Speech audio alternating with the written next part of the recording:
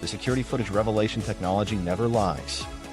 John led me to the security office where the surveillance monitors displayed multiple camera feeds from throughout the plant. The room felt smaller than I remembered from my security days, filled with equipment that had been upgraded since I worked there. He pulled up the footage from the packaging department storage room, fast-forwarding through hours of empty corridors until he found the timestamp he was looking for. The grainy black and white image showed the familiar layout of the storage area where Anna was supposed to be organizing inventory during her shifts. The footage showed Anna entering the storage room during what should have been her regular work hours. She moved through the space with complete confidence, as if she had been there many times before. There was no hesitation, no looking around to check if anyone was watching, no nervousness about being in an unauthorized location. She walked directly to a specific area of the room and began removing her work uniform with casual efficiency. The camera angle provided a clear view of her actions as she prepared for activities that had nothing to do with packaging department responsibilities. What I witnessed next was my wife engaging in intimate activities with a man I recognized as another plant employee from a different department. The quality of the recording was clear enough to eliminate any possibility of mistaken identity. Anna's face was clearly visible, and her actions were unmistakably deliberate and practiced. This was the woman I had breakfast with that morning, the person I thought I knew completely after 5 years of marriage. The most devastating aspect of watching the footage was seeing Anna's complete comfort and familiarity with the situation. She knew exactly where to position herself relative to the camera angles, suggesting she understood the surveillance system's limitations. Her movements were efficient and practiced, indicating this was not a first-time occurrence, but rather a well-established routine. The casual nature of her behavior on camera contrasted sharply with the careful attention she paid to her appearance and schedule at home. After the intimate encounter ended, Anna spent several minutes adjusting her appearance before leaving the storage room. She fixed her hair, straightened her clothing, and checked her reflection in a small mirror she had apparently brought for this purpose. The careful attention she paid to looking presentable after these unauthorized activities explained why she never seemed disheveled or suspicious when she returned to her regular workstation. Her appearance management was meticulous and calculated, designed to eliminate any evidence of her activities. The storage room where Anna was supposed to be working during these breaks was being used for activities that had nothing to do with inventory management or packaging responsibilities. The space that I knew as a functional work area had been transformed into Anna's private meeting location. The shelving units and equipment that should have been used for legitimate work purposes provided cover for her affair. The surveillance footage revealed that Anna's complaints about me not noticing her efforts to look good took on completely new meaning. She had indeed been making extra efforts with her appearance, spending time on hair and makeup before work, and choosing her clothing carefully. These efforts were being noticed and appreciated, but not by her husband. The attention she complained about not receiving at home was being provided by someone else during work hours. Her frustration with my lack of attention was actually disappointment that I wasn't competing for affection she was receiving elsewhere. The footage showed Anna and her partner exiting the storage room separately with carefully timed departures that suggested a well-established pattern rather than spontaneous passion. They left through different doors and returned to their respective work areas at different times to avoid being seen together. This coordination indicated that their affair had been planned and executed with careful attention to avoiding detection. The level of organization involved in their meetings demonstrated that this was a sustained relationship rather than a momentary lapse in judgment. John fast-forwarded through additional footage from different dates, showing that Anna's unauthorized activities occurred regularly over several weeks. The timestamps revealed a pattern of meetings that coincided with periods when I was working late or attending meetings in other parts of the plant. Anna had apparently studied my schedule and used my increased work responsibilities as opportunities for her own activities. The frequency of these encounters explained why she seemed increasingly comfortable with my extended work hours. The most shocking aspect of watching the surveillance footage was realizing that Anna's behavior on camera was completely different from her behavior at home. At work, she displayed confidence and enthusiasm that I rarely saw in our personal interactions. She seemed genuinely happy and engaged in ways that contrasted sharply with her complaints about our marriage. The person on the surveillance monitor appeared to be someone I had never met, despite living with her for 5 years. The devastating reality that this wasn't a one-time mistake, but a practiced routine captured by workplace surveillance hit me like a physical blow. The evidence showed multiple encounters over several weeks, each following the same pattern of careful preparation, intimate activity, and meticulous cleanup. Anna had developed a system for conducting her affair that demonstrated planning and commitment that she had never shown toward our marriage. The irony of my security background providing the most damning evidence of my wife's betrayal was almost too much to comprehend. The same cameras I had helped install to protect company property had captured the theft of my marriage. All the surveillance equipment in the world couldn't prevent Anna from betraying our marriage using company time and company facilities. Dawn stopped the footage and looked at me with genuine sympathy. The silence in that security office stretched on for what felt like hours as the weight of what I had witnessed settled in. I sat there staring at the blank monitor screen, trying to process the fact that my marriage had been over for weeks without me knowing it. The evidence was irrefutable, the betrayal was complete, and now I had to figure out what to do with this devastating knowledge. The confrontation when denial meets undeniable evidence. I drove home with my mind racing and my hands shaking on the steering wheel. The surveillance footage had provided irrefutable evidence that Anna was having an affair, but I still held on to some desperate hope that she would at least show remorse when confronted. I had mentally prepared several different approaches for our conversation, imagining she would deny everything initially, then maybe break down in tears and beg for forgiveness. Anna was sitting at the kitchen table reading a magazine when I walked through the front door. She looked up casually and asked how my evening with John had gone, as if this was just another ordinary weeknight conversation. Her relaxed demeanor and normal tone of voice made the situation feel even more surreal.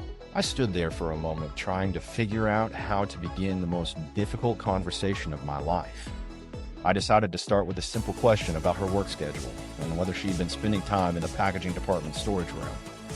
Anna looked at me with mild curiosity, as if she was trying to understand why I was asking about such mundane workplace details. I mentioned that there had been some security concerns in that area, and that surveillance footage was being reviewed. Her expression remained completely neutral, showing no signs of nervousness or defensive behavior that might indicate guilt or awareness of what I was really asking about. When I finally told Anna that I knew about her affair, her reaction was nothing like what I had anticipated. Instead of denial, shock, or emotional breakdown, she simply nodded and said that she figured I would find out eventually. The casual acceptance in her voice was more devastating than any dramatic confession could have been. She admitted to the affair without hesitation, without remorse, and without any attempt to justify or explain her actions. Her matter-of-fact attitude suggested that she had been mentally prepared for this conversation for some time. The anticlimactic nature of Anna's admission left me completely unprepared for how to respond. I had expected to need evidence, arguments, and emotional appeals to get her to acknowledge the truth. Instead, she confirmed everything with complete indifference. Anna's lack of guilt became obvious as our conversation continued. She didn't apologize for betraying our marriage or express regret about the pain her actions would cause. She didn't try to blame me for neglecting her or claim that the affair was a mistake she regretted. Instead, she spoke about the situation as if it was a natural development that had been inevitable given our relationship problems. Her absence of remorse indicated that this betrayal was much deeper than I had imagined, suggesting that she had emotionally checked out of our marriage long before the physical affair began. The comedic timing of my expectations versus reality became painfully obvious during our kitchen table conversation. I had prepared for denials, tears, and dramatic explanations, but Anna's casual acceptance of the situation left me struggling to process what was happening. She seemed almost relieved that the secret was finally out in the open, as if maintaining the deception had been more exhausting than the affair itself.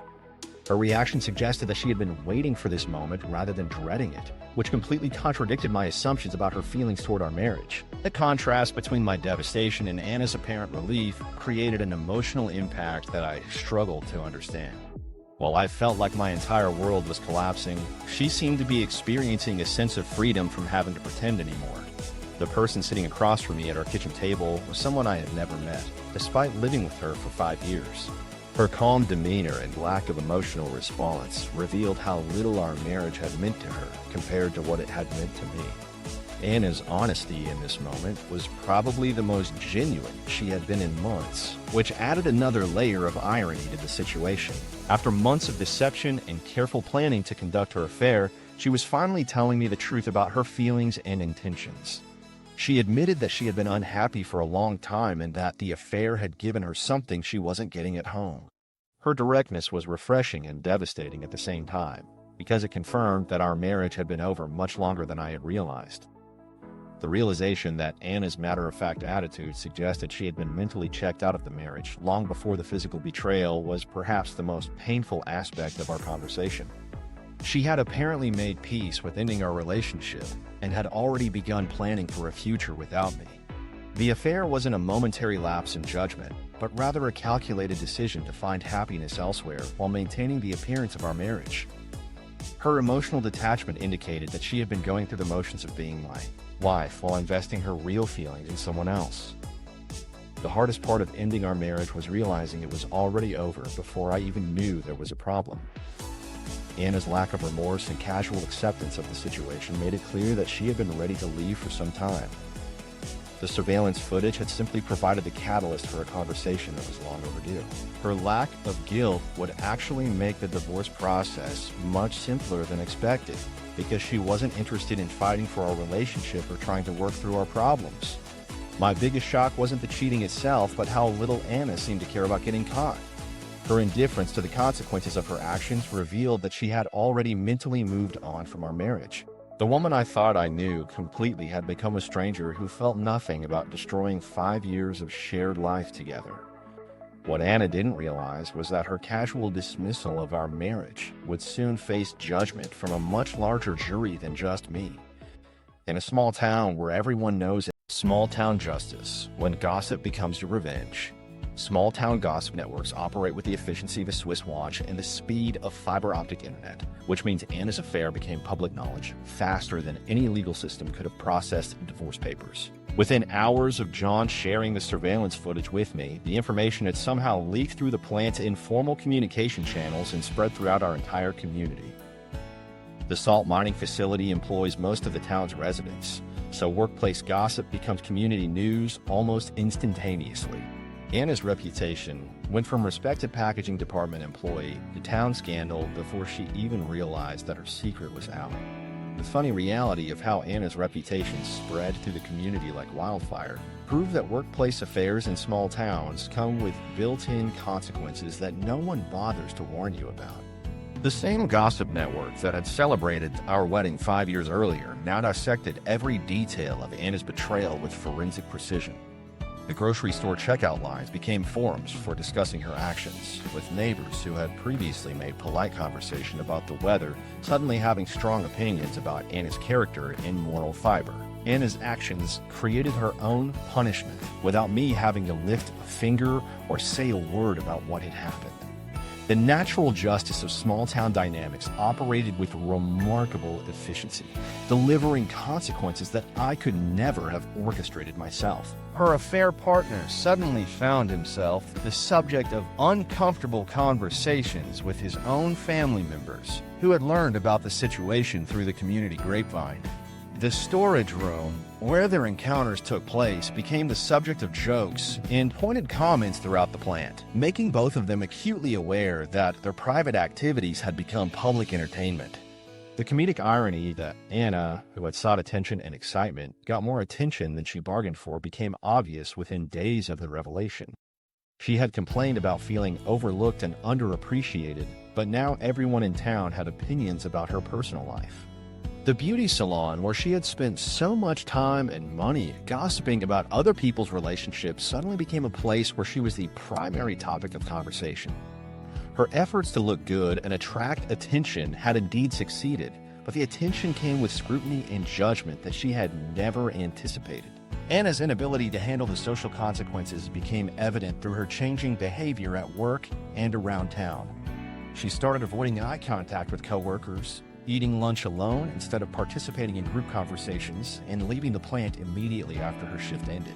The confident woman who had conducted her affair with such careful planning suddenly seemed uncomfortable in spaces where she had previously felt at home. Her partner in the affair also struggled with the social pressure, often looking embarrassed during interactions with other employees who clearly knew about their activities. The revelation that Anna's inability to handle the social consequences led to her leaving town entirely provided the perfect closure to this chapter of my life. She gave her notice at the plant within 2 weeks of our confrontation, claiming she had found better opportunities elsewhere. The truth was, she couldn't tolerate living in a community where everyone knew about her betrayal and had formed opinions about her character. Her departure represented the ultimate victory of small-town justice, where social pressure accomplished what legal proceedings might have taken months to achieve.